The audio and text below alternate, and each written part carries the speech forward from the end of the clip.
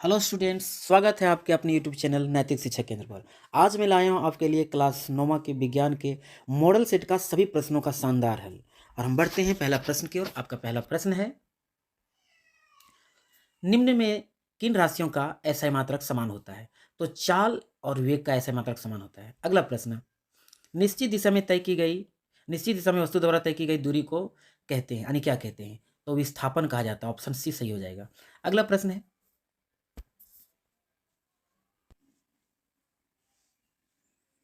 वेग का एसआई मात्रक है। ऑप्शन देखेंगे तो ऑप्शन डी नंबर से हो जाएगा, मीटर प्रति सेकेंड। अगला प्रश्न, स्वचालित वाहनों में एक यंत्र लगा होता है जो उनके द्वारा तय की गई दूरी को प्रदर्शित करता है। तो कौन सा यंत्र है जो दूरी को प्रदर्शित करता है? उस दूरी को हम लोग ओडोमीटर कहते हैं। ऑप्शन सी सही हो जाएगा। बढ़ते हैं अगले प्रश्न की ओर।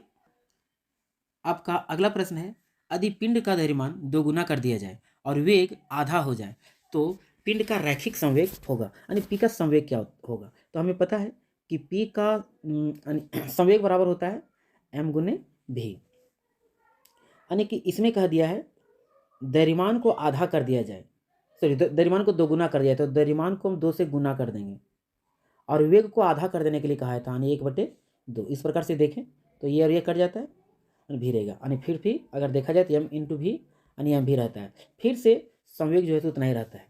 तो हम यह कह सकते हैं कि ऑप्शन देखेंगे, दोगुना हो जाएगा, वही रहेगा, आधा हो जाएगा, तो सॉरी वही रहेगा, ऑप्शन सही हो जाएगा। ठीक, हम बढ़ते हैं अगले प्रश्न की ओर। अगला प्रश्न है, यदि दो वस्तु ए और बी के द्रव्यमान क्रमशः 6 केजी और 34 केजी है, तो इसका जड़त्व के बारे में पूछा है कि जड़त्व किसका अधिक है। तो हमें सबको पता होना चाहिए कि जिसका द्रव्यमान अधिक होता है जड़त्व उसी का अधिक होगा। तो यहाँ पे बी का द्रव्यमान अधिक है 34 केजी, तो बी का जड़त्व अधिक होगा और ये का कम होगा। ऑप्शन बी आपका सही हो जाएगा, बी का जड़त्व ए के जड़त्व से अधिक होगा। अगला प्रश्न है, न्यूटन गति के किस नियम को जड़त्व का नियम भी कहते हैं? तो प्रथम न्यूटन की गति को हम लोग जड़त्व का नियम कहते हैं। अगला प्रश्न की ओर हम बढ़ते हैं। अगला प्रश्न, रॉकेट किस सिद्धांत पर कार्य करता है? ऑप्शन ऊर्जा का संरक्षण, द्रव्यमान का संरक्षण, संवेग का संरक्षण, इनमें से कोई नहीं। तो संवेग के संरक्षण के नियम के अनुसार से ये काम करता है और ये आपका ऑप्शन में आ जाएगा सी। अगला प्रश्न है, 60 केजी द्रव्यमान के किसी मनुष्य का भार चंद्रमा पर क्या होगा? और जी का वैल्यू यहाँ पे दे दिया है, जी बराबर 10 मीटर प्रति सेकंड स्क्वायर। तो इसके लिए हम क्या कर सकते हैं कि हमको भार पूछा गया है और भार बराबर होता है एम इंटू जी। तो एम कितना है 60 केजी, जी कितना दे दिया है 10। अब 60 को 10 से गुना कर देंगे तो आ जाएगा 600 न्यूटन, और 600 न्यूटन ऑप्शन नंबर पहला में दिया हुआ है, और इस प्रकार से इसका ऑप्शन पहला हो जाएगा।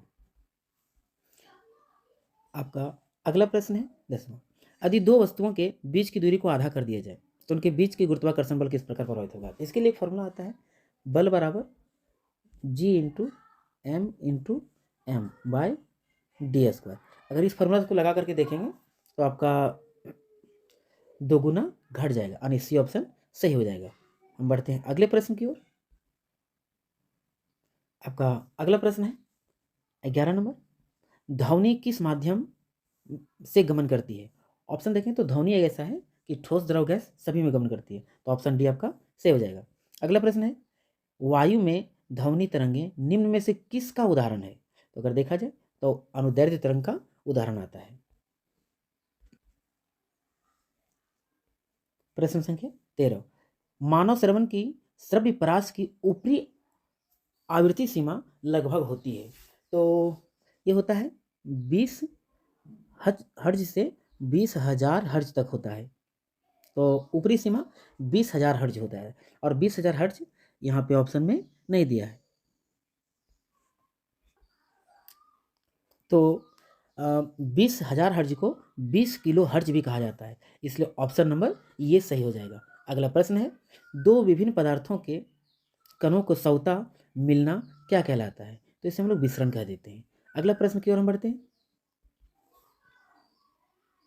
बर्फ का गलनांक कितना होता है? तो बर्फ का जो गलनांक होता है ये 273.16 केल्विन हो जाता है।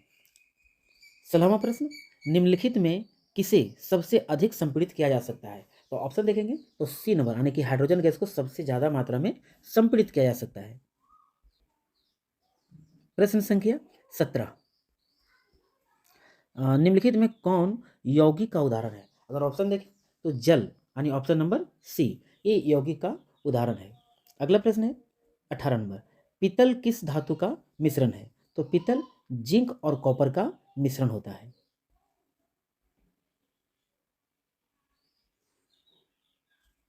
निम्नलिखित में कौन रासायनिक परिवर्तन का उदाहरण है? तो रासायनिक परिवर्तन में अगर देखा जाए तो बी ऑप्शन सही हो जाएगा, भोजन का पचना, ये रासायनिक परिवर्तन, बाकी बस सबके सब वहाँ पे भौतिक परिवर्तन दिख रहा है।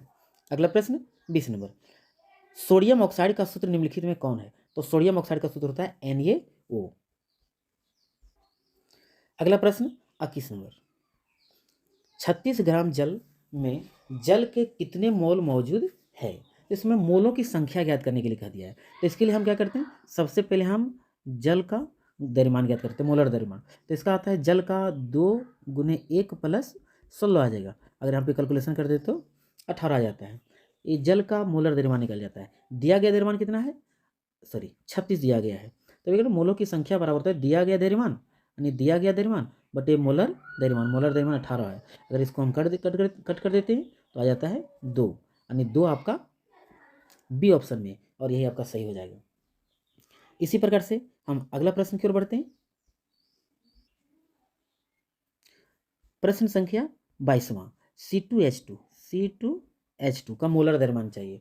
तो C कैठो है 2 गो, और इसका द्रव्यमान संख्या कितना होता है 12, प्लस H कैठो है 2 ठो, लेकिन H का द्रव्यमान संख्या 1 होता है और इसकी संख्या है 2। अगर इसको कैलकुलेशन करें तो 12 दूना 24, और 1 को 2 से गुना कर देते 2, यानी 24 और 2 26। इसका आंसर भी हो जाएगा 26। अगला प्रश्न है, इलेक्ट्रॉन की खोज किसने की थी? तो इलेक्ट्रॉन की खोज है तो J.J. टॉमसन, बी ऑप्शन सही हो जाएगा। अगला प्रश्न है 24वां प्रश्न, एक तत्व में 11 इलेक्ट्रॉन है तथा 12 न्यूट्रॉन है, उस तत्व का परमाणु संख्या क्या होगा? तो हमें पता है कि इलेक्ट्रॉनों की संख्या प्रोटॉनों की संख्या के बराबर होगा, और जितनी प्रोटॉनों की संख्या होती है वही परमाणु संख्या कहलाता है। तो इलेक्ट्रॉन की संख्या 11, तो प्रोटॉनों की संख्या 11 हो जाएगा, और परमाणु संख्या भी 11 हो जाएगा। अगला प्रश्न, किसी तत्व के समान समस्थानिक में निम्नलिखित में कौन और परमाणु समान नहीं होंगे? तो इसमें न्यूट्रॉनों के संख्या समान नहीं होता है। प्रश्न संख्या 26, निम्नलिखित में कौन एक कोशिक जीव के उदाहरण है? अगर देखा जाए तो अमीबा, ऑप्शन सी।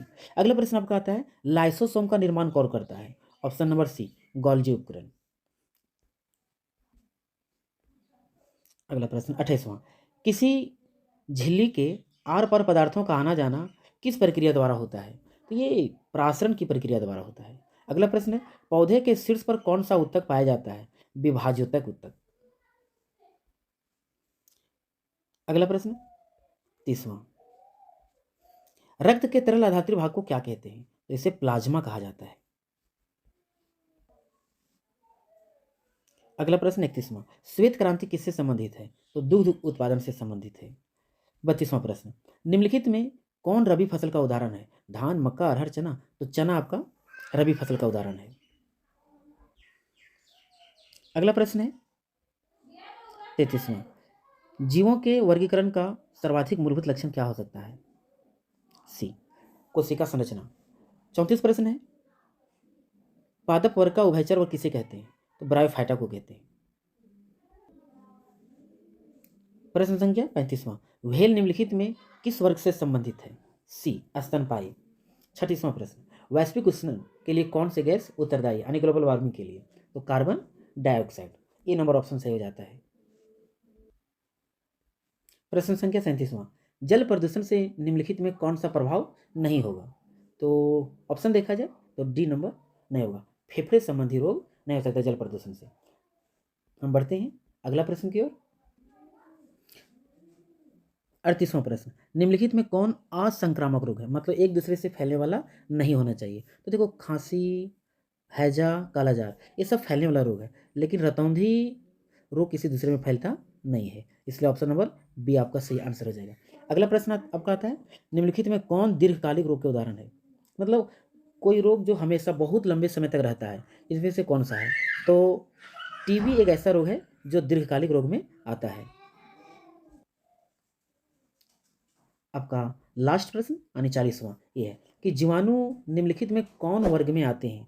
अगर देखा जाए तो फंजाई वर्ग में आते हैं। अगर वीडियो आपको पसंद लगे तो वीडियो को लाइक और चैनल पर नए हैं तो सब्सक्राइब जरूर कर लें। धन्यवाद।